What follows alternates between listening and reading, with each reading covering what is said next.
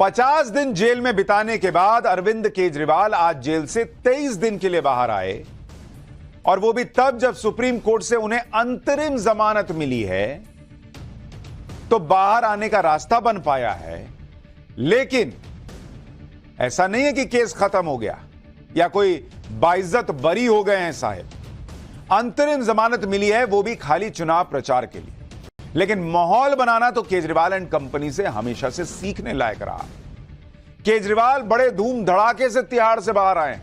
ऐसा लग रहा है जैसे छूट गए, अब शराब घोटाले का जो आरोप था वो कुछ था ही नहीं, और उनके लोगों ने भी पूरा माहौल बना दिया। केजरीवाल भी तिहाड़ से बाहर आते ही जोश जोश में बड़ी बड़ी बातें कह गए, लेकिन तिहाड़ से बाहर आते ही केजरीवाल ने एक बहुत बड़ी गलती भी कर दी। वो गलती क्या की उन्होंने, वो आपको आगे बताऊंगा, और यह भी बताऊंगा कि जमानत के ऑर्डर की वो लाइन कौन सी है जिससे केजरीवाल के साथ खेला हो गया है। लेकिन उससे पहले देखिए कि केजरीवाल ने जेल से छूटते ही बाहर आकर कहा क्या है। देखिए ना, आसपास पूरे लोग जमा हो गए और उसके बाद केजरीवाल ने माइक ले लिया, गाड़ी की छत से बाहर आ गए। सुनिए क्या बोले। सबसे पहले मैं हनुमान जी के चरणों में वंदना करना चाहता हूं। हनुमान जी के आशीर्वाद से, हनुमान जी के आशीर्वाद से आज मैं आप सब लोगों के बीच में हूं। मैं सुप्रीम कोर्ट के जजेस का शुक्रिया अदा करना चाहता हूं, जिनकी वजह से आज मैं आप लोगों के बीच में हूं। मैं तन मन धन से लड़ रहा हूं, संघर्ष कर रहा हूं तानाशाही के खिलाफ, लेकिन 140 करोड़ लोगों को तानाशाही से लड़ना पड़ेगा। कल सवेरे 11 बजे कनॉट प्लेस हनुमान मंदिर में मिलेंगे। कल 1 बजे पार्टी ऑफिस में प्रेस कॉन्फ्रेंस होगी। केजरीवाल कुछ दिन के लिए जेल से बाहर क्या आए, केजरीवाल की पार्टी और इंडी गठबंधन ने माहौल पूरा ऐसा बना दिया जैसे केजरीवाल बाहर आ गए तो पता नहीं क्या बाजी पलट देंगे। कोई कह रहा है कि इंडी गठबंधन में जान आ गई, इसका मतलब मान रहे हो अभी तक जान नहीं थी। कोई कह रहा है कि अब तो चुनाव ही पलट जाएगा, तो मान रहे हो कि अभी तक नहीं पलटा हुआ था। वो जो नैरेटिव बेचा जा रहा था कि मोदी तो गए हो, इसका मतलब वो स्थिति नहीं थी, क्योंकि अभी आप कह रहे हो कि अब केजरीवाल आ गए तो अब पलटेगा, तो इसका मतलब अभी तक तो नहीं पलटा था ना। कोई नरेंद्र मोदी को कोस रहा है, कोई कह रहा है कि तानाशाही का काल केजरीवाल। लेकिन केजरीवाल के नाम पर जो लोग माहौल बना रहे हैं वो शायद ये चाहते हैं कि आप भूल जाएं कि केजरीवाल आज भी वही केजरीवाल हैं जिन्हें शराब घोटाले के मामले में ईडी मास्टरमाइंड और किंगपिन बता चुकी है। निचली अदालत और हाईकोर्ट उनकी गिरफ्तारी को सही बता चुकी है, और सुप्रीम कोर्ट में अभी उनकी गिरफ्तारी सही थी या नहीं इस पर फैसला आया नहीं है। यानी अब भी केजरीवाल का स्टेटस वही है कि शराब घोटाले में उन पर गंभीर आरोप हैं, जिसकी वजह से वो 50 दिन जेल में काट कर आए। यानी माहौल बनाने वाले चाहते हैं कि आप ये सारे फैक्ट्स भूल जाएं और सिर्फ उनके नैरेटिव पर विश्वास करें। केजरीवाल के लोग और आम आदमी पार्टी के नेता केजरीवाल की रिहाई पर बातें ऐसी ऐसी कर रहे हैं जैसे केजरीवाल को मिली इत्तू सी बेल से कोई बहुत बड़ी क्रांति हो गई है। आम आदमी पार्टी के नेता क्या कह रहे हैं भाई, सुनिए जरा। कह रहे हैं सत्य परेशान हो सकता है, पराजित नहीं। ऐसा लग रहा है, मैंने कहा ना, ऐसा लग रहा है जैसे केस ही खत्म हो गया इन पे से। लोकतंत्र बचाने सुप्रीम कोर्ट सामने आया, लोकतंत्र बचाने। अभी वो बताएगा सुप्रीम कोर्ट की भैया गिरफ्तारी सही थी या नहीं, और इन पर जो आरोप लगे उनका क्या। तानाशाही के खिलाफ उम्मीद की किरण है केजरीवाल। अब देश केजरीवाल का कमाल देखेगा। यानी एक तरह से फिर यह माहौल बना दिया गया कि राहुल गांधी, ममता बनर्जी, लेफ्ट वगैरह वगैरह सारी पार्टियां, सब ठंडा मामला था। अब यहां से चुनाव शुरू हुआ क्योंकि केजरीवाल आ गए। यानी आम आदमी पार्टी ऐसा माहौल बना रही है जैसे केजरीवाल को सुप्रीम कोर्ट ने मानो निर्दोष करार दिया।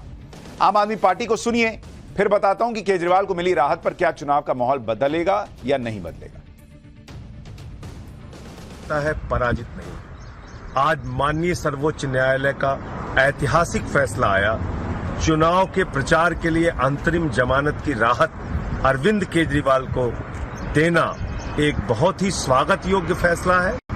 हम सब लोग इसका स्वागत करते हैं, और अब पूरे देश में एक सकारात्मक वातावरण बनेगा। जो अन्याय, अत्याचार और तानाशाही है देश के प्रधानमंत्री और भारतीय जनता पार्टी की, उसका अंत होगा। अब देश केजरीवाल का कमाल देखेगा। अरविंद केजरीवाल को बेल मिलने की खबर जैसे ही बाहर आई, सीएम हाउस में उनके स्वागत की खास तैयारियां शुरू हो गई। ऑटो में भर भर कर फूल लाए गए। ये देखिए, ऑटो में भर कर फूल लाए गए। पूरे सीएम हाउस को फूलों से सजाने की तैयारी शुरू कर दी गई।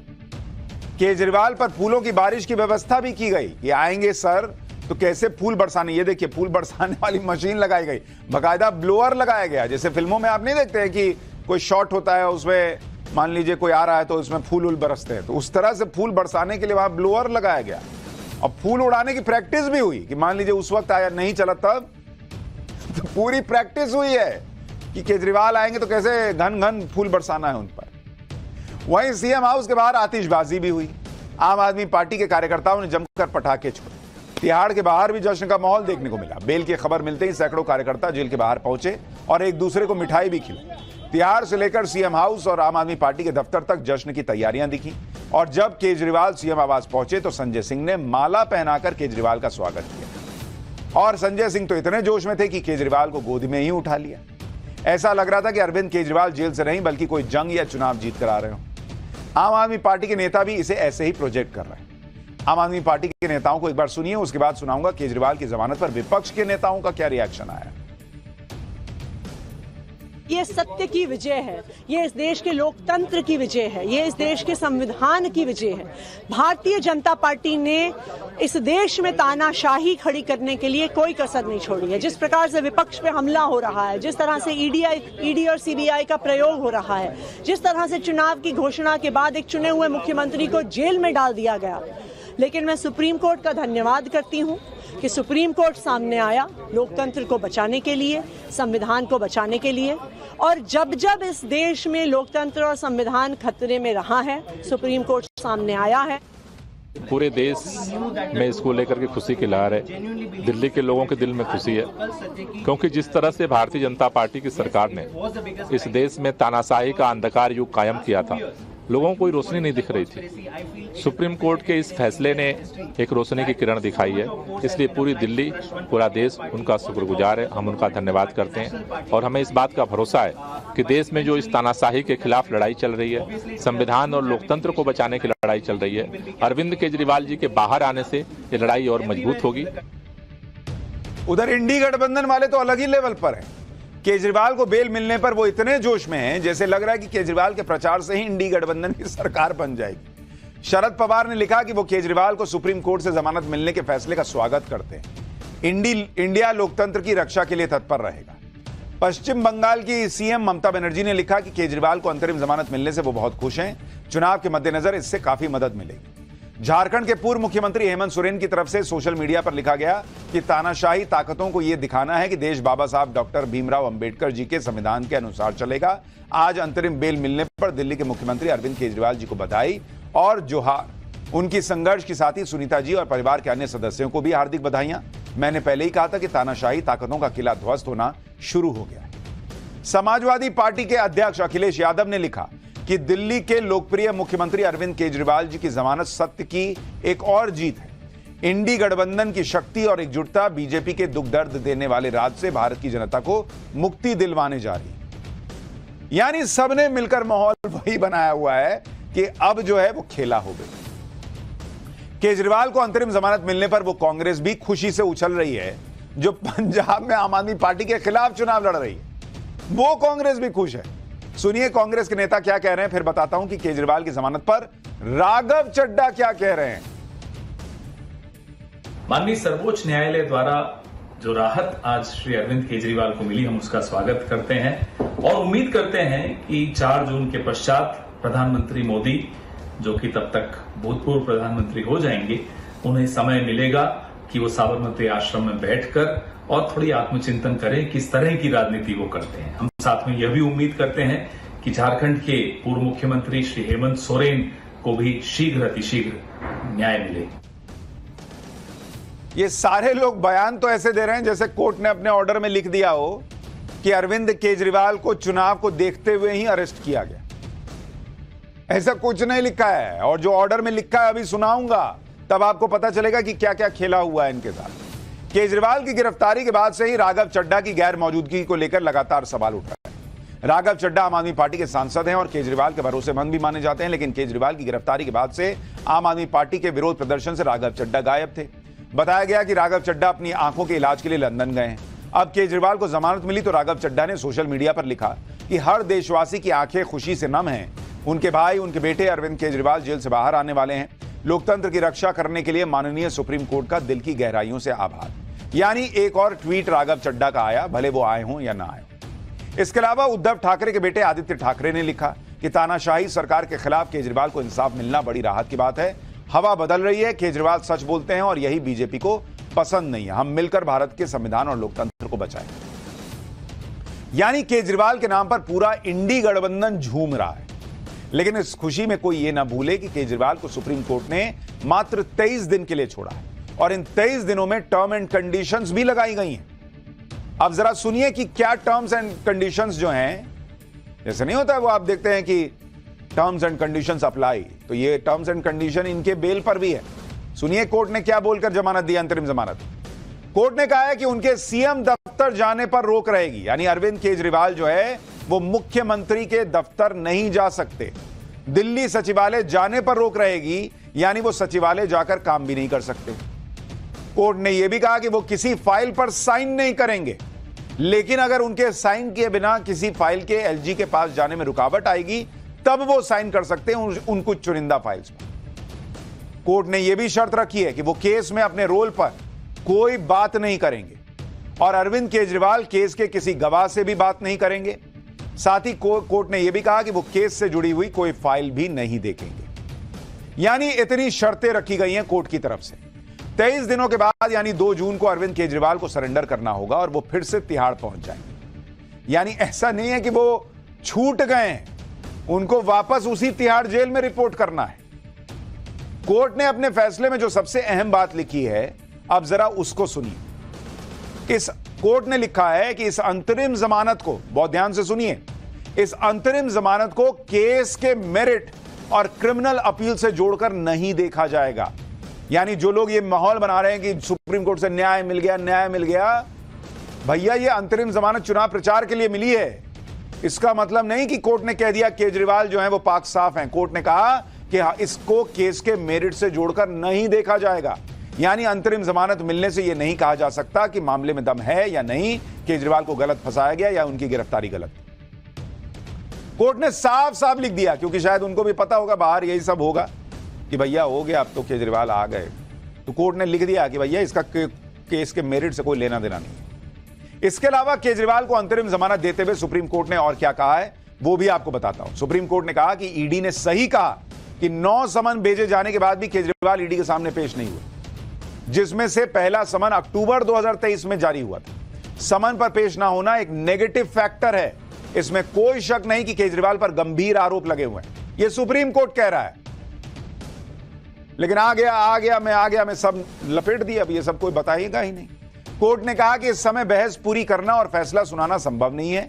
देश में इस समय लोकसभा चुनाव चल रहा है और याचिकाकर्ता को निचली अदालत से जमानत लेने के लिए कहना सही नहीं होगा।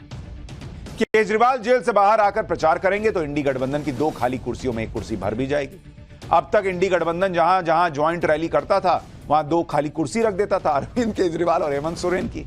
अब इस पर केजरीवाल बैठ जाएंगे, हेमंत सोरेन भी लगता है जल्दी बैठ जाएंगे। क्यों कह रहा हूं आगे बताऊंगा। इन खाली कुर्सियों को दिखाकर केजरीवाल की पत्नी और हेमंत सोरेन की पत्नी दोनों रैलियों में जाती थी। केजरीवाल की तरह हेमंत सोरेन को भी ईडी ने अरेस्ट किया हुआ है। केजरीवाल तो फिलहाल के लिए छूट गए, लेकिन हेमंत सोरेन अभी भी जेल में है और अब केजरीवाल के छूटने के बाद उन्हें भी उम्मीद होगी कि केजरीवाल की तरह उन्हें भी राहत मिल जाएगी। वो भी कहेंगे कि मैं भी नेता हूं, मुझे भी प्रचार करना है।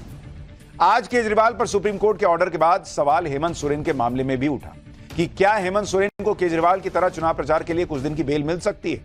हेमंत सोरेन ने सुप्रीम कोर्ट में याचिका लगाई थी कि हाईकोर्ट ने गिरफ्तारी के खिलाफ उनकी याचिका पर सुनवाई करने के 55 दिन बाद भी फैसला नहीं सुनाया और हेमंत सोरेन को लोकसभा चुनाव के लिए अपनी पार्टी झारखंड मुक्ति मोर्चा के उम्मीदवारों के पक्ष में प्रचार करने के लिए राहत मिलनी चाहिए। इस पर 29 अप्रैल को सुप्रीम कोर्ट ने नोटिस जारी कर दिया था और उसके बाद 3 मई को हाईकोर्ट ने अपना फैसला सुना दिया और गिरफ्तारी को वैध बता दिया। अब सुप्रीम कोर्ट ने कहा कि हाईकोर्ट अपना फैसला सुना चुका है, इसलिए सुप्रीम कोर्ट में हेमंत सोरेन की अर्जी अब अर्थहीन है। सुप्रीम कोर्ट ने कहा कि इस मामले में हाईकोर्ट के ऑर्डर को चैलेंज करने वाली नई याचिका लगानी होगी। इस पर हेमंत सोरेन के वकील कपिल सिब्बल ने कोर्ट से गुहार लगाई कि इस अर्जी को अर्थहीन न मानकर इसी पर सुनवाई कर ली जाए, क्योंकि नई अर्जी पर ईडी जवाब देने के लिए और टाइम मांगेगी, जिससे राहत मिलने में और देरी हो सकती है। लेकिन सुप्रीम कोर्ट ने कह दिया कि नई अर्जी में सारी दलीलों पर विचार किया जाएगा। इस केस की सुनवाई अब सोमवार यानी 13 मई को होगी, और जब 13 मई को सुनवाई होगी तो हेमंत सोरेन को भी उम्मीद होगी कि जैसे केजरीवाल को प्रचार के लिए 23 दिन की छूट मिल गई है, वैसे उन्हें भी प्रचार के लिए छूट मिल जाएगी। और वो भी कहेंगे मैं भी नेता, मेरी भी पार्टी, मैं भी चुनाव लड़ रहा हूं, मतलब मेरी पार्टी भी चुनाव लड़ रही है, तो केजरीवाल प्रचार करेंगे, मैं नहीं करूंगा। झारखंड में 4 चरण में लोकसभा चुनाव हो रहे हैं और वहां पहले चरण की वोटिंग 13 मई से शुरू हो रही है। केजरीवाल की तरह हेमंत सोरेन भी राहत चाहते हैं और इसी बात से कुछ लोग ये कह रहे हैं कि इस तरह से तो चुनाव प्रचार के नाम पर हर नेता बाहर आने की डिमांड करने लगेगा। कई लोग ऐसे हैं जो केजरीवाल पर सुप्रीम कोर्ट के फैसले को लेकर अपनी अलग राय रख रहे हैं। जैसे सुप्रीम कोर्ट के एक वकील हैं जय अनंत देहदराई, जिनका नाम आपने वो महुआ मोइत्रा वाले केस में सुना था। उन्होंने ट्वीट किया, उन्होंने लिखा कि सुप्रीम कोर्ट के प्रति पूरा सम्मान है, लेकिन केजरीवाल को अंतरिम जमानत देने के सुप्रीम कोर्ट के तर्क से वो पूरी तरह असहमत है, क्योंकि चुनाव प्रचार के लिए 1 जून तक जमानत दी गई है और ये एक खतरनाक मिसाल कायम करेगा। वो कह रहे हैं कि अब कोई भी विचाराधीन कैदी चुनाव के लिए अंतरिम जमानत का दावा करेगा और केजरीवाल के मामले का हवाला देकर समानता का दावा करेगा। अभी तक खुद के या किसी अपने के स्वास्थ्य या परिवार में शादी के अलावा अंतरिम जमानत देने का कोई वैध कारण नहीं रहा है, लेकिन इस गंभीर मामले में अलग राय रखी गई, जबकि आरोपी व्यक्ति प्रभावशाली है, सबूतों के साथ छेड़छाड़ करने और गवाहों को डराने में सक्षम है। यानी वो ये चिंता जता रहे हैं और ऐसी चिंता सोशल मीडिया पर कई लोग जता रहे हैं कि अब कल को कोई भी जो विचाराधीन कैदी है, अंडर ट्रायल है, मान लीजिए वो भी कहे कि हम निर्दलीय चुनाव लड़ेंगे और उसके बाद कहे कि हमको भी जमानत दीजिए, हमको भी प्रचार करना अपना, जैसे केजरीवाल को मिला है, फिर क्या होगा? ये सवाल पूछ रहे हैं लोग। ऐसी ही बातें कुछ और लोग भी कर रहे हैं। जैसे बीजेपी मुंबई प्रदेश के उपाध्यक्ष हितेश जैन ने सोशल मीडिया पर लिखा कि केजरीवाल को लीगल मेरिट पर नहीं, कैंपेन के लिए अंतरिम जमानत मिली है। केजरीवाल को गंभीर आरोपों के बीच छोड़ा जा रहा है। सुप्रीम कोर्ट के इस ऑर्डर में न सिर्फ गलती हुई, बल्कि कई मामलों में यह चौंकाने वाला है, क्योंकि इतिहास में पहले कभी भी किसी को कैंपेन करने के लिए कोर्ट से अंतरिम जमानत नहीं मिली। चौंकाने वाली बात यह है कि केजरीवाल खुद 2024 का चुनाव तक नहीं लड़ रहे हैं। इसी तरह से बीजेपी के प्रवक्ता अजय आलोक ने लिखा कि यह सुप्रीम कोर्ट है जो पिछले 6 सालों से शराबबंदी के मामले में सुनवाई का समय नहीं निकाल पाता, जिसमें 7 लाख गरीब आम आदमियों पर मुकदमा चल रहा है, 1 लाख लोग जेल जा चुके हैं, लेकिन केजरीवाल की जमानत के लिए विशेष सुनवाई हुई। यानी सुप्रीम कोर्ट के फैसले को लेकर अलग अलग राय लोग जाहिर कर रहे हैं, लेकिन चुनाव प्रचार के लिए अंतरिम जमानत मिलने का फैसला बहुत लोगों को के गले से नीचे नहीं उतर रहा। चुनाव प्रचार के नाम पर नेताओं को छूट मिलने को लेकर कल ईडी भी ऐसी ही बात अपने हलफनामे में कह चुकी है कि भाई अब तक किसी भी राजनेता को प्रचार करने के लिए अंतरिम जमानत नहीं दी गई। अगर कोई नेता कस्टडी में है, चुनाव लड़ रहा है, तो उसे भी अपने प्रचार के लिए जमानत आज तक नहीं मिली। जो चुनाव लड़ रहा है उसको जमानत नहीं मिली। ये तो चुनाव लड़ भी नहीं रहे भाई लोकसभा का। पिछले 5 साल में लगभग 123 चुनाव हुए हैं और अगर प्रचार के लिए जमानत दी जाने लगी तो किसी भी नेता को अरेस्ट ही नहीं किया जा सकता, ये ईडी ने कहा था, और ना ही न्यायिक हिरासत में रखा जा सकता है, क्योंकि चुनाव तो पूरे साल चलते रहते हैं। ईडी ने यह भी कहा था कि एक नेता किसी सामान्य नागरिक को मिलने वाले अधिकारों से अलग स्पेशल स्टेटस का दावा नहीं कर सकता और सामान्य नागरिक की ही तरह अपराध करने पर गिरफ्तार या हिरासत में लिया जा सकता है। ईडी ने हलफनामे में कहा था कि केजरीवाल को कैंपेन के लिए छूट देने का मतलब यही होगा कि कानून की नजर में आम आदमी और नेता का अंतर दिखेगा, इसलिए केजरीवाल को कैंपेन करने के आधार पर राहत नहीं मिलनी चाहिए। लेकिन इन दलीलों को सुप्रीम कोर्ट ने नहीं माना और केजरीवाल को चुनाव प्रचार के लिए अंतरिम जमानत दे दी। चुनाव प्रचार के आधार पर बेल लेने को लेकर बहुत बहस हो रही है और आज सुप्रीम कोर्ट में इसी बात पर कट्टरपंथी अमृतपाल का भी जिक्र हो गया। वो अमृतपाल याद है ना आपको, वो खालिस्तानी वाला। आज केजरीवाल को अंतरिम जमानत पर सुनवाई के दौरान ईडी ने यह भी कहा कि जेल में बंद अमृतपाल ने भी चुनाव लड़ने के लिए जमानत मांगी। केजरीवाल को जमानत मिलने से एक गलत मिसाल कायम होगी। हालांकि ईडी की इस दलील को सुप्रीम कोर्ट ने खारिज कर दिया। अमृतपाल ने पंजाब के खंडूर साहिब से चुनाव लड़ने के पंजाब और हरियाणा हाईकोर्ट से जमानत मांगी थी। अमृतपाल ने नामांकन दाखिल करने के लिए 7 दिनों की जमानत देने की याचिका लगाई थी। पंजाब और हरियाणा हाईकोर्ट ने अमृतपाल की याचिका को खारिज कर दिया था। अब वो भी सुप्रीम कोर्ट जाएगा कि मुझे चुनाव लड़ना है, मेरा भी ये अधिकार है, मुझे भी प्रचार करने, चुनाव लड़ने के लिए इजाजत दीजिए। लोग पूछ रहे अब क्या होगा भाई, अमृतपाल भी बाहर आएगा। अब भले ही केजरीवाल बाहर आ गए, लेकिन लोग इस पर डिबेट कर रहे हैं कि केजरीवाल को चुनाव प्रचार के नाम पर अंतरिम जमानत मिलनी चाहिए थी या नहीं। लेकिन एक बात तो क्लियर है कि केजरीवाल को छूट केस के मेरिट पर नहीं मिली है। बीजेपी यही बात कह रही है कि अंतरिम राहत मिलने से केजरीवाल अपराध मुक्त नहीं हो गए, वो कुछ दिन के लिए प्रचार करने आ भी जाएंगे तो क्या हो जाएगा। 2014 और 2019 में भी तो केजरीवाल ने प्रचार किया था, लेकिन उससे विपक्ष को कुछ हासिल तो नहीं हुआ। दिल्ली बीजेपी के नेताओं को सुनिए, फिर आगे की बात बताता हूं। अंतरिम जमानत मिली है चुनाव प्रचार करने के लिए, और वो भी 1 जून तक। 2 जून को क्या, उसके बाद क्या? कई बार अपराधियों को पैरोल पे छोड़ा जाता है। बेल या जमानत मिलने का मतलब ये नहीं है कि आप अपराध मुक्त हो गए। शराब घोटाले में आप दोषी हैं, करोड़ों रुपए का घोटाला हुआ है और आप उसके सूत्रधार हैं। केस तो भी चल रहा है। मैं सिर्फ याद दिलाता हूँ, 2014 में भी अरविंद केजरीवाल प्रचार कर रहे थे, चुनाव लड़ भी रहे थे। 2019 में भी चुनाव प्रचार कर रहे थे, तो 2024 में भी करेंगे, उससे फर्क नहीं पड़ता है। उधर केजरीवाल की जमानत पर असम के मुख्यमंत्री हिमंता बिस्वा शर्मा अलग ही अंदाज में बोल रहे हैं। हिमंता ने कहा कि यह कैसी जमानत है जिसमें अभी बाहर आओ फिर अंदर जाओ। हिमंता ने कहा कि इस तरह की जमानत तो कोई सम्मानजनक व्यक्ति लेता भी नहीं। सुनिए उन्हें। क्या बेल मिला? बोले आप चोर हैं लेकिन आप 1 महीना का कैंपेन करो। वो बेल बोलता है क्या? कोई रेस्पेक्टफुल लोग वो बेल लेगा ही नहीं, बोलेगा आई पोलाइटली डिक्लाइन। वो क्या बेल है कि आप जाओ 1 तारीख फिर वहां पास आ जाओ। लेकिन जेल से बाहर निकलते ही केजरीवाल ने जो बड़ी गलती कर दी, अब उसके बारे में आपको बताता हूं। तिहाड़ से जब केजरीवाल बाहर आ रहे थे तो उनसे कुछ रिपोर्टर्स ने उनका रिएक्शन लिया। सवाल किया गया कि ईडी के लिए क्या कहेंगे, तो केजरीवाल ने कहा कि जनता न्याय करेगी, जनता तानाशाही का अंत करेगी। केजरीवाल ने जनता न्याय करेगी वाली जो बात कही, वो एक तरह से शराब घोटाले के कानूनी केस और कानूनी लड़ाई को राजनीतिक लड़ाई में बदलने की बात है। लेकिन यहीं पर केजरीवाल से गलती हुई, क्योंकि कानूनी लड़ाई अपनी जगह है और राजनीतिक लड़ाई अपनी जगह। अब अगर केजरीवाल लोकसभा चुनाव में सीटें नहीं जीत पाए तो क्या इसे उनके केस पर जनता का फैसला मान लेना चाहिए? क्योंकि ऐसा होने के आसार भी हैं। भाई ट्रैक रिकॉर्ड है ना कि दिल्ली में तो ये जीतते नहीं है। मान लीजिए फिर 0 सीट आई तो ये मान लेना चाहिए कि पब्लिक ने फैसला कर दिया कि केजरीवाल पर उनकी राय क्या है। राजनीतिक लड़ाई में केजरीवाल लोकसभा चुनाव में दिल्ली में बीजेपी को अब तक हरा नहीं पाए।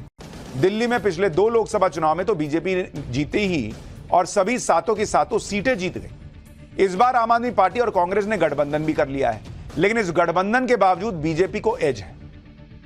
अब मुद्दा यह है कि जमानत के 23 दिनों में अरविंद केजरीवाल कहां और कितना प्रचार कर पाएंगे, क्योंकि केजरीवाल के जेल जाने के बाद आम आदमी पार्टी का कैंपेन सिर्फ एक ही मुद्दे पर चल रहा था कि केजरीवाल को गलत तरीके से गिरफ्तार किया गया, केजरीवाल को परेशान किया जा रहा है। जेल का जवाब वोट से कैंपेन भी आम आदमी पार्टी ने चलाया। दिल्ली में तो आम आदमी पार्टी और इंडी गठबंधन का कैंपेन पूरी तरह से डिरेल हो गया। अब केजरीवाल के बाहर आने के बाद आम आदमी पार्टी के चुनावी प्रचार को बूस्ट मिल सकता है, यह कहा जा रहा है। लेकिन सवाल है कि भाई केजरीवाल कहां कहां प्रचार कर पाएंगे, यह भी तो एक बड़ा सवाल है ना। क्योंकि अगर आप देखेंगे अभी दिल्ली की 4 सीटों पर उनकी पार्टी लड़ रही है, हरियाणा की 1, गुजरात की 2 और असम की 2। और दिल्ली में मतदान 25 मई को है, हरियाणा में 25 मई को है, पंजाब में 1 जून को है और गुजरात में 7 मई को मतदान पूरा हो गया। असम में दोनों सीटों पर मतदान हो चुका है। यानी केजरीवाल के पास 18 सीटों पर प्रचार करने के लिए मात्र 23 दिन, और आज का दिन तो निकल ही गया, तो 22 दिन मान के चलिए।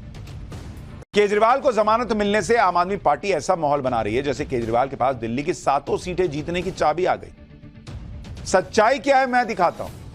पश्चिमी दिल्ली से आम आदमी पार्टी के उम्मीदवार महाबल मिश्रा प्रचार करने के लिए एक पार्क में गए थे।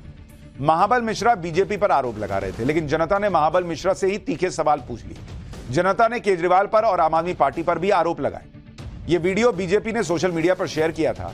इसको सुनिए, आपको पता चल जाएगा कि केजरीवाल जी की कितनी हवा चल रही है दिल्ली में।